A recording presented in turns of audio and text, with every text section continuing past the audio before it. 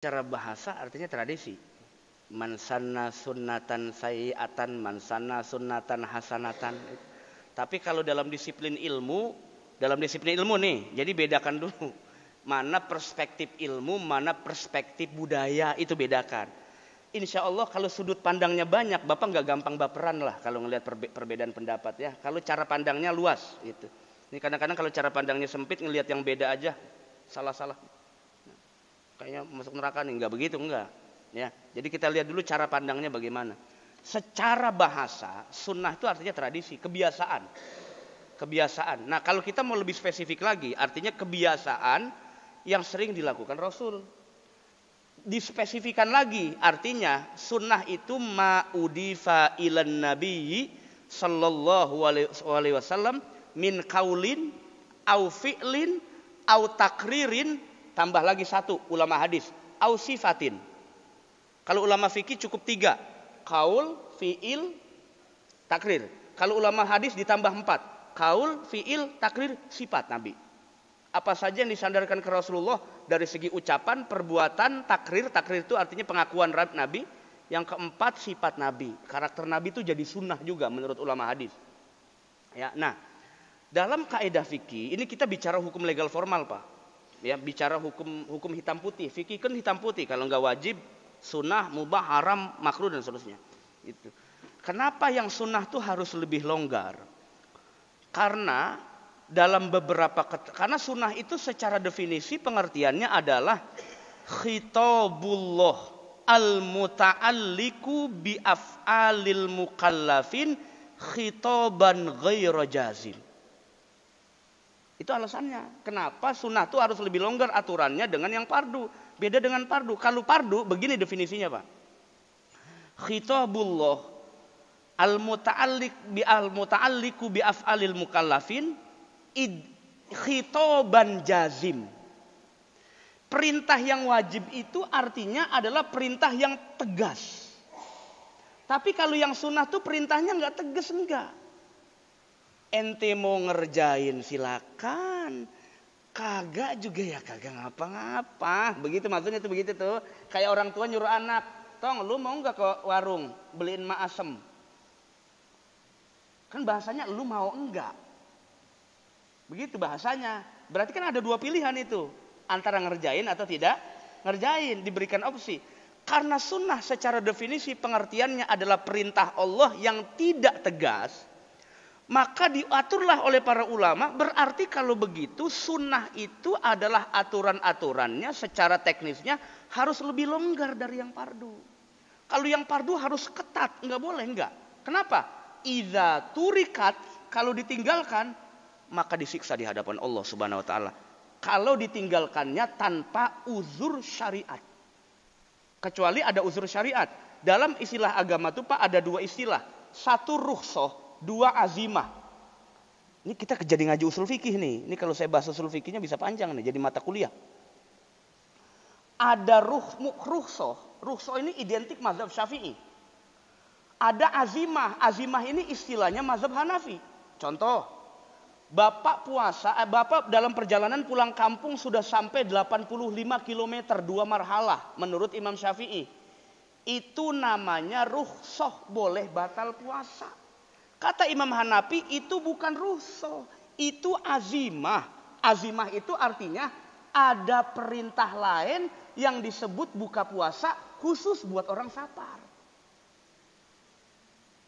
Oh, itu terlalu rumit ya. Nah, kita balik lagi. Jadi sunnah tuh harus yang longgar-longgar. Ya, aturannya begitu. Nah, bagaimana kalau sunnahnya pengen disamakan sama yang fardu? Bagus, lebih bagus malah. Asal jangan melebihi bagusnya fardu. Itu nggak boleh. Salah sunnah tuh kaidahnya tidak boleh melampaui bagusnya fardu. Jangan. Nanti kesannya Bapak begini, takdimul mandub alal wajib. Itu yang salah. Kebanyakan orang ngejar-ngejar yang sunnah, lupa yang wajibnya.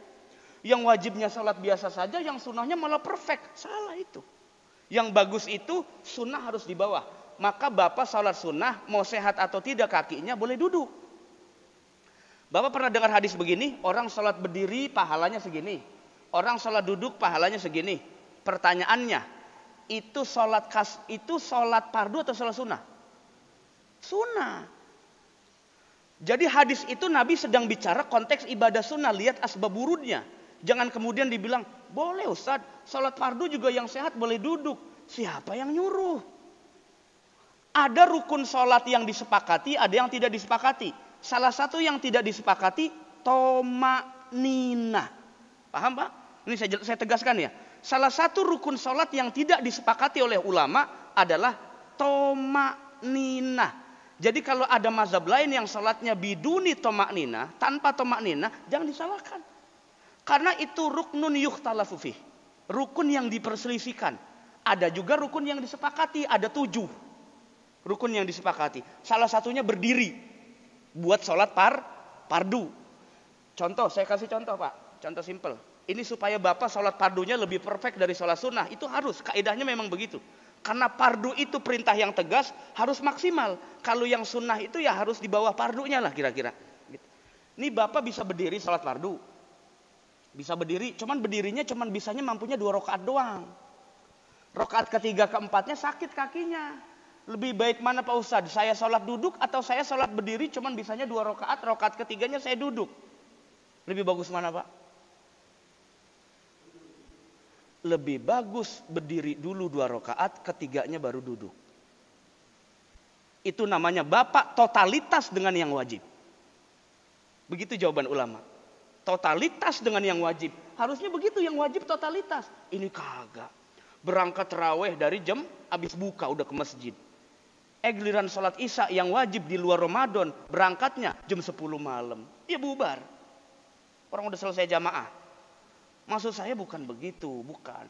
Yang fardu harus perfect penampilannya, yang sunnah harus di bawah levelnya. Supaya kita bisa memposisikan mana perintah yang jazim, tegas, mana perintah yang Allah merintah tapi semampu kamu aja ya, kalau mau enggak begitu.